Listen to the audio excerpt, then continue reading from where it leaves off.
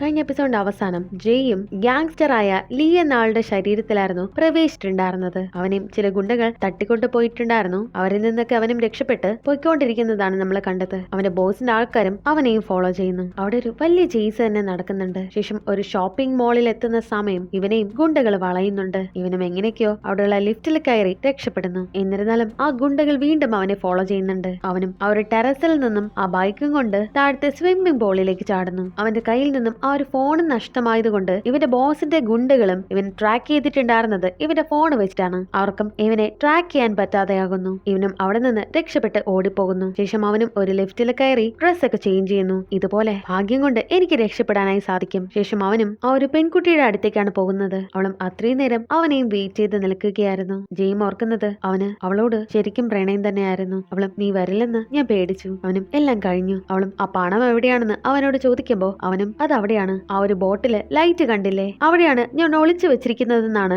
അവനും പറയുന്നത്. അത് കേൾക്കുമ്പോൾ ആ പെൺകുട്ടിയും കയ്യിലുണ്ടായിരുന്ന ഒരു ഗണ്ണ് വെച്ചിട്ട് അവനെയും ഷൂട്ട് ചെയ്ത് കൊലപ്പെടുത്തുന്നു. വീണ്ടും അവൻ മരിക്കുന്നുണ്ട്. അങ്ങനെ അവനും നരക കവാടത്തിലെത്തുന്നു. അവനും നിരാശനാകുന്നുണ്ട്. ഒരിക്കലും ആ ഒരു ട്വിസ്റ്റ് അവൻ പ്രതീക്ഷിച്ചിട്ടുണ്ടായിരുന്നില്ല. അവളെ അവനും വിശ്വസിച്ചിട്ടുണ്ടായിരുന്നു. ഡെത്തും അത് കണ്ടിട്ട് ചിരിക്കുന്നു. അവനും ആ പെൺകുട്ടി അവളെന്തിനാ എന്നെ കൊന്നത്, ഈ ലീ എന്ന് പറയുന്ന ആള് അവളുടെ ഫാമിലി മെമ്പേഴ്സിനെ കൊലപ്പെടുത്തിയിട്ടുണ്ടായിരുന്നു, അതിന് അവൾ പ്രതികാരം ചെയ്തതാണോ? അതിന് ഡെത്തും നീ വെറുതെ കാര്യങ്ങൾ കോംപ്ലിക്കേറ്റഡ് ആക്കരുത്, നീ പണമില്ലാത്തത് കൊണ്ടല്ലേ മരിക്കാനായി തയ്യാറായത്, അതേപോലെ തന്നെ അതേ പണത്തിന് വേണ്ടി അവളും നിന്നെ കൊലപ്പെടുത്തി, അതിനർത്ഥം ലീ അവസാനം അവളെയും കൊല്ലുമായിരുന്നു. അതേന്ന് ഡെത്തും അവനും കൊല്ലപ്പെട്ട് അവളെയും അവൻ കൊലപ്പെടുത്തുമായിരുന്നു. അങ്ങനെയാണ് അവനും മരിച്ചത്. അത് നീ ഒരിക്കലും ചിന്തിച്ചില്ലേ? ഇത്രയും പവർഫുൾ ആയ അവൻ എവിടെ വെച്ചിട്ടാണ് ചതിക്കപ്പെട്ടതെന്ന്? പിന്നെയും നിന്നെ പോലൊരു വിഡ്ഢി മരിക്കുകയാണ് ഉണ്ടായത്. അതിനവനും മനസ്സിൽ ചിന്തിക്കുന്ന ഒരു കാര്യം, വിഡ്ഢിയോ ഞാനോ? നീ വിചാരിച്ചതേ തെറ്റാണ്. ശരിക്കും ഇവൻ ആ പെൺകുട്ടിക്ക് പറഞ്ഞു കൊടുത്ത ആ പണം ഇരിക്കുന്ന സ്ഥലം തെറ്റാണ്. അതെവിടെയാണ് ഇരിക്കുന്നതെന്ന് ഇപ്പോൾ ഇവന് മാത്രമേ അറിയാവൂ. അടുത്ത ഒരു ആളുടെ ബോഡിയിലേക്ക് പ്രവേശിച്ച് ആ ഒരു 10 ബില്യൺ കൈക്കലാക്കാനാണ് ഇവന്റെ പ്ലാൻ. എന്നാൽ മാത്രമേ ഈ ജയിലിൽ നിന്നും അവന് രക്ഷപ്പെടാനാകൂ എന്നാണ് അവനും ചിന്തിക്കുന്നത്. വീണ്ടും അവൾ അവനെ ഷൂട്ട് ചെയ്യുന്നു. അവനും ഉണർന്നു നോക്കുന്ന സമയം അവനൊരു ജയിലിലായിരുന്നു ഉണ്ടായിരുന്നത്. അവനും ഓർക്കുന്നു, അപ്പോ എന്റെ 10 ബില്യണോ?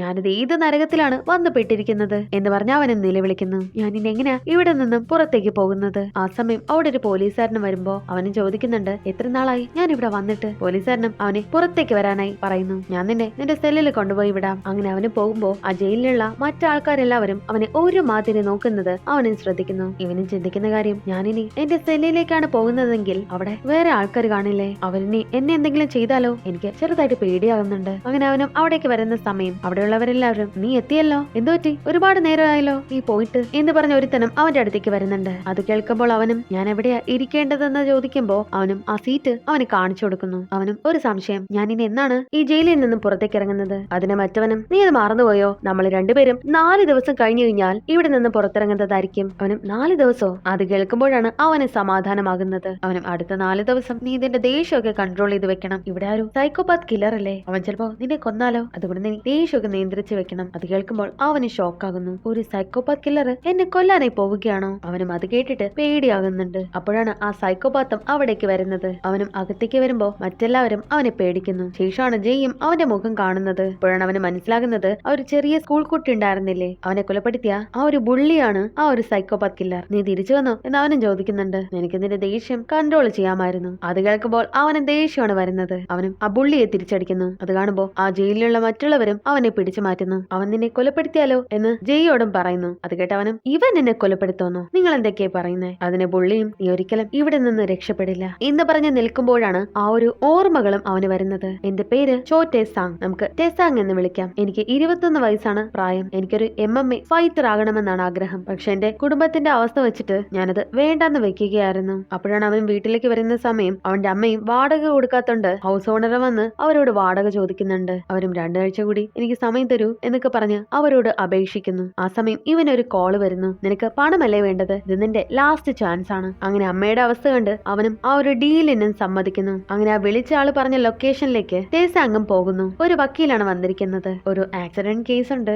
ആ കേസിന്റെ ഉത്തരവാദിത്തം നീ ഏറ്റെടുത്തു കഴിഞ്ഞാൽ നിനക്ക് 200 മില്യൺ വോൺ ആയിരിക്കും ഞാൻ തരാനായി പോകുന്നത്. ഈ കേസ് ഏറ്റെടുക്കുമ്പോൾ ഇവന് 18 വയസ്സാണ് പ്രായം. ഇവനൊരു മൈനർ ആയതുകൊണ്ട് തന്നെ ശിക്ഷ വളരെ കുറവായിരിക്കും കിട്ടാനായി പോകുന്നത്. അതുകൊണ്ടാണ് അവരും ഇവനെ സമീപിച്ചതും. അങ്ങനെ പണത്തിന് വേണ്ടി അവനും ആ ഒരു കേസും ഏറ്റെടുക്കാമെന്ന് തീരുമാനിക്കുന്നു. അങ്ങനെ ഇവനും പോലീസ് സ്റ്റേഷനിലേക്ക് പോകുന്നു. അവൻ വരുമ്പോ പോലീസ് സ്റ്റേഷനിൽ ആരും തന്നെ ഉണ്ടായിരുന്നില്ല. അവിടെ വിളിച്ചു നോക്കുമ്പോഴാണ് ആ ഒരു സെല്ലിൽ കിടന്നുറങ്ങിയ പോലീസുകാരനും എഴുന്നേറ്റ് വരുന്നത്. ഞാനൊരു ഞാനൊരു മോഷ്ടിച്ച വാഹനം കൊണ്ട് ഒരു ആക്സിഡന്റ് ഉണ്ടാക്കി ഞാനിവിടെ കീഴടങ്ങാനായിട്ടാണ് വന്നിരിക്കുന്നത്. പക്ഷെ ഞാൻ ഒരു മൈനറാണ്. അങ്ങനെ ഇവനെയും കോടതിയിൽ ഹാജരാക്കുന്നു. ഈ ഒരു പണം കൊണ്ട് ഇവന്റെ ഫാമിലിയിലുള്ള കുറച്ച് കടങ്ങളും മറ്റും വീട്ടാമെന്നും ജയിലിൽ നിന്ന് ഇറങ്ങിയിട്ട് ഒരു MMA ഫൈറ്ററായിട്ട് മാറാമെന്നും അവൻ തീരുമാനിക്കുന്നു. പക്ഷെ ആ സമയമാണ് ഇവൻ ഏറ്റെടുത്ത ആ ഒരു കേസിലെ വിക്ടിമായ ആ പെൺകുട്ടി മരിക്കുന്നത്. ആ പെൺകുട്ടിയെ ആക്സിഡന്റ് ഉണ്ടാക്കിയ കേസിലാണ് ഇവനും കോടതിയിൽ ഹാജരായത്. അവളും മരിക്കുന്നത് കൊണ്ട് തന്നെ ഇവനും 2 വർഷം തടവ് ശിക്ഷയാണ് വിധിക്കുന്നത്. ഇവനൊരു മൈനർ ആയതും അതുപോലെ ചെറിയ ആക്സിഡന്റ് ആയിരുന്നതുമാണെങ്കിൽ 6 മാസം വരെ തടവ് ലഭിക്കുമായിരുന്നുള്ളൂ. പക്ഷെ പെൺകുട്ടി മരിച്ചതുകൊണ്ട്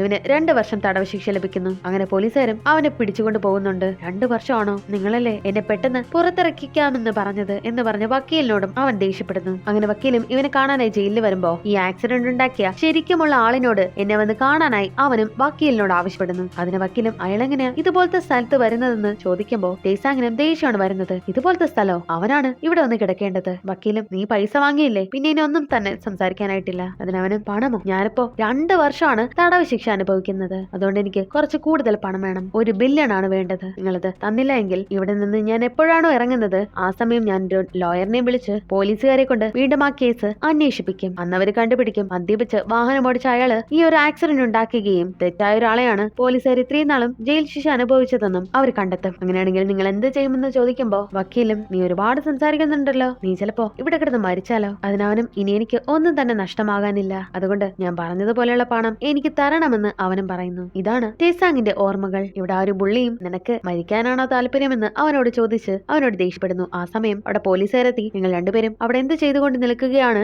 എന്ന് പറഞ്ഞ് അവരെയും വഴക്ക് പറയുന്നു. അത് കാണുമ്പോ അവരും വഴക്കൊക്കെ അവസാനിപ്പിക്കുന്നു. അവനും വന്നിരിക്കുമ്പോഴാണ് ഒരു കാര്യം അവനും ഓർമ്മ വരുന്നത്. ആ ഒരു ബുള്ളിയും ഈ ഒരു സെല്ലിലേക്ക് ആദ്യമായിട്ട് വരുന്ന സമയം ടേസാങ്ങും അവനെ കളിയാക്കിയിട്ടുണ്ടായിരുന്നു. നീ എന്ത് ചെയ്തിട്ടാ ഇവിടേക്ക് വന്നതെന്ന് ചോദിക്കുമ്പോ അവനും ഞാനൊരു കൊലപാതകമാണ് ചെയ്തതെന്ന് പറയുന്നു. ഇത് കേൾക്കുമ്പോൾ ടേസാങ്ങും ഷോക്കാകുന്നു. ബുള്ളിയും ആൾക്കാരെന്നെ സൈക്കോപാത്ത് എന്നാണ് വിളിക്കുന്നത്. എപ്പോഴും എനിക്ക് ആരെങ്കിലും കൊല്ലാനുള്ള തോന്നലാണ് വരുന്നത്. നിങ്ങൾക്ക് വേണമെങ്കിൽ എന്നെ ഇറിറ്റേറ്റ് ചെയ്ത് നോക്കാം, എനിക്ക് എപ്പോഴും ചോര കണ്ടേ അടങ്ങൂ എന്നൊക്കെ പറഞ്ഞ് എന്തൊക്കെയോ പറയുന്നുണ്ട്. പക്ഷെ അത് കേൾക്കുമ്പോൾ അവിടുത്തെ എല്ലാവരും ഷോക്കായിരിക്കുന്നു. ബുള്ളിയും നിനക്ക് എങ്ങനെയാണ് മരിക്കേണ്ടത് എന്ന് ചോദിക്കുമ്പോ ജയ്യും ഇരുന്ന് ചിരിക്കുന്നു. എനിക്കറിയില്ല, നീ ഇത്രയും വലിയൊരു ആക്ടർ ആയിരുന്നു. എല്ലാവരും കേൾക്കാൻ വേണ്ടി ഞാനൊരു കാര്യം പറയാം എന്ന് പറഞ്ഞിട്ട് ബുള്ളിയോട് നീ ഒരു സൈക്കോപാത്ത് കില്ലർ ആണോ? അതെ എന്ന് അവനും. അത് കേൾക്കുമ്പോൾ ഒരൊറ്റയടി അവന് വെച്ചു കൊടുക്കുന്നു. ജയ്യും എല്ലാവരെയും നിനക്ക് ഒരുപോലെ ചതിക്കാമെന്നാണോ നീ കരുതിയത്? നീ ഒട്ടും മാറിയിട്ടില്ലല്ലോ എന്നൊക്കെ പറഞ്ഞ് അവന് വീണ്ടും അടി കൊടുക്കുന്നു. അത് കേൾക്കുമ്പോൾ അവനും എന്നോട് ക്ഷമിക്കണം എന്നൊക്കെ പറഞ്ഞ് അവന്റെ കാല് പിടിക്കുന്നു. എന്നൊന്നും ചെയ്തത് നിങ്ങളോട് വഴക്കിന് വന്നത് കൊണ്ട് തന്നെ എന്നോട് ക്ഷമിക്കണം. അതിനവനും പറയുന്നത് എന്നോട് വഴക്കിന് വന്നത് കൊണ്ടല്ല, ഹ്യുൻസുവിനെ കൊലപ്പെടുത്തിയത് കൊണ്ടാണ് നിന്നെ ഞാൻ അടിച്ചത്. അത് കേൾക്കുമ്പോൾ ബുള്ളിയും ഒന്ന് ഷോക്കാകുന്നു. ജയ്യും എഴുന്നേറ്റിട്ട് ഇവനൊരു ഹൈസ്കൂളിൽ പഠിക്കുന്ന ഒരു കുട്ടിയെ ബുള്ളി ചെയ്ത് കൊലപ്പെടുത്തി. ഇവനൊരു ലൂസറാണ്. പുറകിൽ നിന്ന് ആ കുട്ടിയുടെ തലയിൽ പരിക്കേൽപ്പിച്ചിട്ടാണ് ഇവനും അവനെ കൊലപ്പെടുത്തിയത്. എന്നിട്ട് ഇവൻ ഒരു സൈക്കോപാത്ത് കില്ലർ ആണെന്ന് പറഞ്ഞ് ഇവിടെ കിടന്ന് അഭിനയിക്കുന്നു. അത് കേട്ടിട്ട് സെയിലിലെ മറ്റംഗങ്ങൾ എല്ലാവരും വന്ന് ആ ബുള്ളിയെ എടുത്തിട്ട് ചവിട്ടി കൂട്ടുന്നുണ്ട്. അങ്ങനെ ഈ ജയിലിലും ഇവർക്ക് വെറുതെ ഇരുന്നാ പോരാ, എന്തെങ്കിലുമൊക്കെ ജോലി ചെയ്യണം. അങ്ങനെ എന്തോ ഒരു തടി കൊണ്ടുള്ള പണി ചെയ്തുകൊണ്ടിരിക്കുന്ന സമയം അവിടെയുള്ള ഒരാളും ഒരു മെഷീൻ വർക്ക് ചെയ്യിപ്പിക്കുകയായിരുന്നു. അത് ജയുടെ നേരെ അവനും പിടിക്കുന്നു. അതിലുള്ള ഒരു വീലും നേരെ ജയുടെ അടുത്തേക്കാണ് വരുന്നതെന്ന് മനസ്സിലാക്കി അവനും അവിടെ നിന്ന് മാറുന്നു. അതാ ചുവരിൽ കൊണ്ടിട്ട് തിരിച്ച് അത് ചെയ്തവന്റെ ദേഹത്ത് തന്നെ കൊള്ളുന്നു. ആ സമയം പുറത്തു നിന്ന പോലീസുകാരും ആ മുറിവേറ്റവനെ എടുത്തുകൊണ്ട് പോകുന്നു. അപ്പോഴാണ് മറ്റു തടവുകാരും ഇവനെ വന്ന് നോക്കുന്നത്. അത് കാണുമ്പോൾ കൂട്ടുകാരനും ഓടി പുറത്തേക്ക് പോകുന്നു. ആ തടവുകാരൻ പറയുന്നത് നിന്നെ കൊന്നു കഴിഞ്ഞാൽ ഞങ്ങൾക്ക് പണം തരാമെന്ന് ഒരാൾ പറഞ്ഞിട്ടുണ്ടായിരുന്നു. അതാരാണെന്ന് ചോദിക്കുമ്പോ അവന്മാരും നിനക്കറിയാം ആ ക്ലയന്റ് ആരാണെന്ന്. അപ്പോഴാണ് അവനും ഓർക്കുന്നത് അത് മിക്കവാറും ആ വക്കീലായിരിക്കണം. ഞാൻ ഇവിടെ വെച്ചിട്ടാണോ മരിക്കാനായി പോകുന്നത്? അങ്ങനെ മറ്റു തടവുകാരും ഇവനെ അടിക്കാനായി വരുന്ന സമയം ഇവനുള്ള ശരീരത്തിലെ ടേസാങ്ങും ഒരു ഫൈറ്റർ അല്ലേ, അവൻ നന്നായി തന്നെ എല്ലാവരോടും ഫൈറ്റ് ചെയ്യുന്നു. ജയും ഇവന്റെ ശരീരം കൊള്ളാലോ. അപ്പോഴാണ് കൂട്ടുകാരും അവന്മാരെ അടിക്കാൻ വേണ്ടിയിട്ട് ഒരു കമ്പും എടുത്തുകൊണ്ട് അവിടേക്ക് വരുന്നത്. അവരെ എല്ലാവരെയും ഇടിച്ചിട്ടത് കാണുമ്പോഴാണ് കൂട്ടുകാരനും സമാധാനമാകുന്നത്. അങ്ങനെ രാത്രിയാകുമ്പോ ബുള്ളിയും എഴുന്നേറ്റ് എന്തൊക്കെയോ ചിന്തിച്ചു കൂട്ടുന്നു. എന്നിട്ട് അവനും ടോയ്ലറ്റിലേക്ക് പോകുന്നു. അവനും എന്തോ ഒരു കൂർത്ത സാധനം ഷാർപ്പൻ ചെയ്യുകയായിരുന്നു. ഇക്കാര്യം ജയും കണ്ടുപിടിക്കുന്നു. നീ ശരിക്കും ഒരു ലൂസർ ആണല്ലോ, നീ ഇത് വീണ്ടും ചെയ്യുമെന്ന് എനിക്കറിയാം എന്ന് പറഞ്ഞ് അവനും അടി കൊടുക്കുന്നു. ഞാൻ അവനെ കൊന്നാലോ? അത് വേണ്ട, എനിക്ക് എത്രയും വേഗം ഇവിടെ നിന്ന് പുറത്തിറങ്ങണം. ആ 10 ബില്യൺ എനിക്ക് കൈക്കലാക്കണം. ഞാൻ അടിച്ചപ്പോ നിനക്ക് വേദനിച്ചോ? തേ അടിച്ചതിനേക്കാളും കൂടുതലായിട്ടാണോ ഞാൻ നിന്നെ അടിച്ചത്? അത് കേൾക്കുമ്പോ ഇവനെങ്ങനെ ജയെ കുറിച്ച് അറിയാമെന്ന് ബുള്ളിയും അതിശയിക്കുന്നു. നിനക്കെങ്ങനെ അവനെ അറിയാം? അതിന് ജയും ഹ്യുൻസു എന്നോട് പറഞ്ഞു എന്നാണ് പറയുന്നത്. എന്നിട്ട് ആ ബുള്ളി ഇരിക്കുന്ന പുറകെ ഭാഗത്ത് നോക്കുന്നു. അവനെ പേടിപ്പിക്കാൻ വേണ്ടിയിട്ടാണ് ഇതൊക്കെ ജയും ചെയ്യുന്നത്. ഞാനത് പറഞ്ഞില്ലായിരുന്നല്ലേ, എനിക്ക് മരിച്ച ആൾക്കാരെ കാണാനായി സാധിക്കും. എന്റെ അമ്മ ഒരു മന്ത്രവാദിനിയായിരുന്നു. അത് കേൾക്കുമ്പോ അവനും വിശ്വസിക്കുന്നില്ല. അതിന് ജയും ഹ്യുക്സു അവൻ നിന്നെ വിശ്വസിക്കുന്നില്ല. ബുള്ളിയോട് ഹ്യുക്സു പറയുന്നത് നിന്റെ തലയില് കുറച്ച് നൂഡിൽസ് ഒഴിച്ചു കഴിഞ്ഞാൽ എല്ലാം ശരിയാവുമെന്നാണ്. അത് കേട്ടിട്ട് ബുള്ളി ഷോക്കായിട്ട് അത് നിനക്കെങ്ങനെ അറിയാം? ഇക്സുവിന് ഒരു കാര്യം അറിയണം. എന്നോട് ചെയ്തതിന് നിനക്ക് ക്ഷമ ചോദിച്ചോടെ എന്ന് പറയാനാണ് അവൻ എന്നോട് പറഞ്ഞത്. അതിന് ബുള്ളിയും അവൻ കാരണമാണ് എന്റെ ജീവിതം മുഴുവൻ അവസാനിച്ചത്. ജെയും എനിക്കറിയാം ഹിക്സു, നീ മരിക്കുന്നത് വരെ നിന്റെ പിന്നാലെ തന്നെ ഉണ്ടാവും എന്ന് പറഞ്ഞ് അവനെ പേടിപ്പിക്കുന്നു. ആ സമയം എന്തോ ഒരു ടവല് ഇവന്റെ ദേഹത്ത് വന്ന് വീഴുമ്പോ അവനും പേടിക്കുന്നു. പേടിച്ച് ഒന്നും സാധിക്കുന്നു. അങ്ങനെ അവനും ജയിലിൽ നിന്നും പുറത്തേക്ക് പോകേണ്ട ദിവസം ആയിരിക്കുകയാണ്. ആ ബുള്ളി ഇപ്പോഴും പേടിച്ചിരിക്കുകയാണ്. അത് കണ്ടിട്ട് ജെയും അവനൊരു സ്ട്രോബെറി മിൽക്ക് കൊടുക്കുന്നു. ഹിക്സു നിനക്കിത് തരാനായി പറഞ്ഞു. അപ്പോഴാണ് ബുള്ളിയും ഓർക്കുന്നത് അവൻ മരിക്കുന്നതിന് മുന്നേ സ്ട്രോബെറി മിൽക്ക് കൊണ്ടുവന്നിട്ട് മാത്രമേ മരിക്കാവൂ എന്നവനോട് പറഞ്ഞിരുന്നു. അത് കാണുമ്പോൾ അവനും പേടിക്കുന്നു. അങ്ങനെ അവനോട് യാത്രയൊക്കെ പറഞ്ഞ് ജെയും പുറത്തേക്ക് പോകുന്നു. ജെയും കൂട്ടുകാരനും ഒരേ ദിവസമാണ് റിലീസ് ആകുന്നത്. മറ്റുള്ളവരെ കൂട്ടിക്കൊണ്ടു പോകാനായി അവരുടെ ബന്ധുക്കളൊക്കെ വന്നിട്ടുണ്ട്. പക്ഷെ ജെയെ കൂട്ടാൻ മാത്രം ആരും വന്നിട്ടുണ്ടായിരുന്നില്ല. പക്ഷെ ആ ഒരു വക്കീല് അവിടെ ഉണ്ടായിരുന്നു, അവന് പണം കൊടുക്കാൻ വേണ്ടിയിട്ട്. അവന് നോക്കുമ്പോ അതിന് പിന്നിലായി ഒരു വാഹനവും കിടക്കുന്നുണ്ട്. അങ്ങനെ അവനും വക്കീലിന്റെ അടുത്തേക്ക് പോകുന്നു. വക്കീലിന്റെ അടുത്ത് അവനും തനിക്ക് പണമൊന്നും തന്നെ വേണ്ട, ഞാനിനി സത്യസന്ധതയോടെ ജീവിക്കാനായി പോവുകയാണ്, നമ്മൾ തമ്മിലുള്ള എല്ലാ കാര്യങ്ങളും അവസാനിച്ചു, ഇനി ഞാൻ പോവുകയാണെന്ന് പറഞ്ഞ് അവനും പോകുന്നു. ശരിക്കും ആ ഒരു വക്കീല് ഇവനെ കൊലപ്പെടുത്താതിരിക്കാൻ വേണ്ടിയിട്ടാണ് ഇവനും അങ്ങനെയൊക്കെ ചെയ്തത്. ഈ വക്കീലിന്റെ പിന്നിലും മറ്റൊരാളുണ്ട്. അയാളാണ് ശരിക്കും ആ ഒരു ആക്സിഡന്റും ഉണ്ടാക്കിയത്. അയാളെ ഇവനും പേടിയുണ്ട്. ശേഷം ഇവനും പോകുന്നത് ആ ഒരു ഗ്യാങ്സ്റ്ററായ ലീ മരിച്ച സ്ഥലത്തേക്കാണ്. അവനും അവിടെ ഒളിപ്പിച്ചു വെച്ചിട്ടുണ്ടായിരുന്ന ആ ഒരു പണവും കൈക്കലാക്കുന്നു. എനിക്ക് 10 ബില്യൺ കിട്ടിയല്ലോ എന്നുള്ള സന്തോഷമാണ് ജയ്ക്ക് അപ്പോഴുണ്ടായിരുന്നത്. അതിനകത്ത് കുറച്ച് ഡയമണ്ട്സും ഉണ്ടായിരുന്നു. ഇതിപ്പോ 10 ബില്യൺ അല്ല, അതിനേക്കാളും കൂടുതലുണ്ടല്ലോ. എനിക്കൊരു വീടും ഒരു കാറും ഒക്കെ വാങ്ങിക്കണം. പക്ഷെ ഞാൻ ജയിലിൽ നിന്ന് ഇപ്പോൾ റിലീസ് ആയതല്ലേ ഉള്ളൂ. ഞാൻ ഇത്രയും പണം കൊണ്ടുപോയി കഴിഞ്ഞാൽ ആൾക്കാർ ക്വസ്റ്റ്യൻ ചെയ്യില്ലേ? ബാങ്കിൽ ഡെപ്പോസിറ്റ് ചെയ്താലും അവര് പിടിക്കും.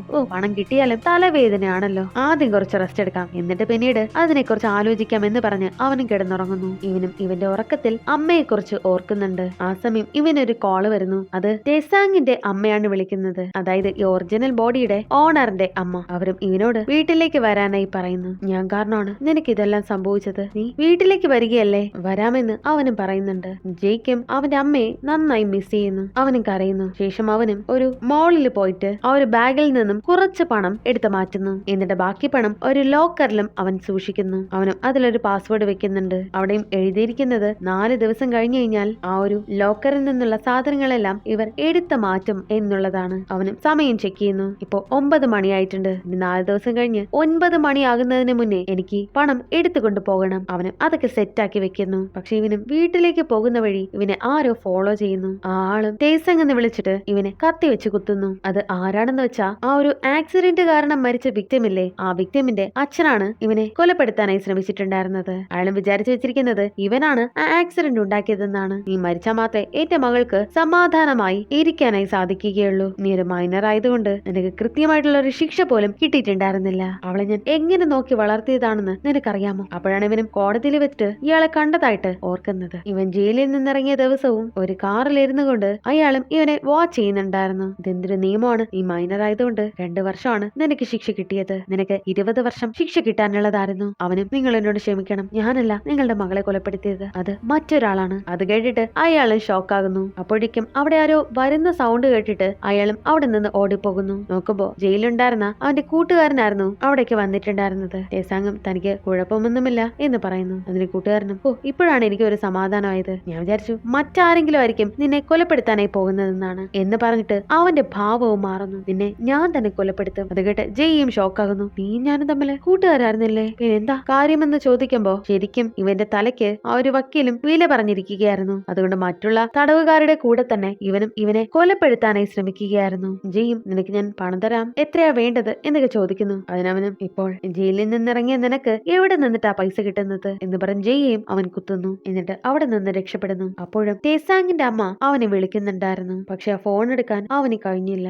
അതിനു മുന്നേ അവനും മരിക്കുന്നു. ശേഷം വീണ്ടും ജയ് നരക കവാടത്തിൽ എത്തുന്നുണ്ട്. അവനും കരയുന്നു. കാരണം ഇവന്റെ അമ്മയെ ഇവൻ നന്നായി മിസ് ചെയ്യുന്നു. ശേഷം ആ ഒരു ക്ലോക്കിലെ സൂചിയും 7 മാറുന്നു. അവനും ഞാൻ ആ വിക്ടിമിന്റെ ഫാമിലിയെ കുറിച്ച് ഓർത്തില്ല, ഞാൻ കുറച്ചുകൂടി കെയർഫുൾ ആയിരിക്കുകയായിരുന്നു വേണ്ടത്. അവനും മനസ്സിലോർക്കുന്നുണ്ട് അടുത്ത ജീവിതം എനിക്ക് അത്രയും അത്യാവശ്യമാണ്, ആ ഒരു പണം എങ്ങനെയെങ്കിലും എനിക്ക് കൈക്കലാക്കണം. അവനും ഡെത്തിനോട് എന്നെ എത്രയും വേഗം ഷൂട്ട് ചെയ്യാനായി പറയുന്നു. എന്താ ഇത്ര ധൃതിന്നൊക്കെ അവളും ചോദിക്കുന്നുണ്ടെങ്കിലും വേഗം തന്നെ അത് ചെയ്യാനായി അവനും പറയുന്നു. അവളും അവനെ ഷൂട്ട് ചെയ്യുന്നു. ശേഷം ഇവനും തിരിച്ചു ഭൂമിയിലേക്ക് എത്തുന്നുണ്ട്. ഡെത്തെ നീ കണ്ടോ ഞാൻ എന്താ ചെയ്യാനായി പോകുന്നതെന്ന്. അവനും ഒരു റെസ്റ്റോറന്റിലായിരുന്നു ഉണ്ടായിരുന്നത്. അവിടെയുള്ള ആരെയൊക്കെയോ അവൻ വിളിക്കാനായി ശ്രമിക്കുന്നുണ്ട്. പക്ഷെ ആരും അവനെ കേൾക്കുന്നില്ല, ഇവന് സംസാരിക്കാനായി സാധിക്കുന്നില്ല. അവിടെ ഇരിക്കുന്ന ഒരു കണ്ണാടിയില് ഇവനും മുഖം നോക്കുന്ന സമയമാണ് ആ ഒരു ട്വിസ്റ്റ് മനസ്സിലാകുന്നത്. അവനൊരു ചെറിയ കുട്ടിയായിരുന്നു. ഇവനെ കൊല്ലുന്നതിന് മുന്നേ ഡെത്തും ഇവനെ നോക്കി ചിരിച്ചിട്ടുണ്ടായിരുന്നു. അത് ഇതിന് വേണ്ടിയിട്ടായിരുന്നു. പോന്റെ 10 ബില്യൺ വോണോ എന്ന് പറഞ്ഞിട്ട് അവനും കരയുന്നു. അവിടെ ഇരിക്കുന്ന റെസ്റ്റോറന്റിലെ ആൾക്കാരെല്ലാവരും തന്നെ ഇത് കേൾക്കുന്നു. എന്റെ 10 ബില്യൺ വോൺ പോയേന്ന് പറഞ്ഞിട്ടാണ് അവനും കരയുന്നത്. ഇവിടെ വെച്ച് എപ്പിസോഡ് അവസാനിക്കുന്നത്.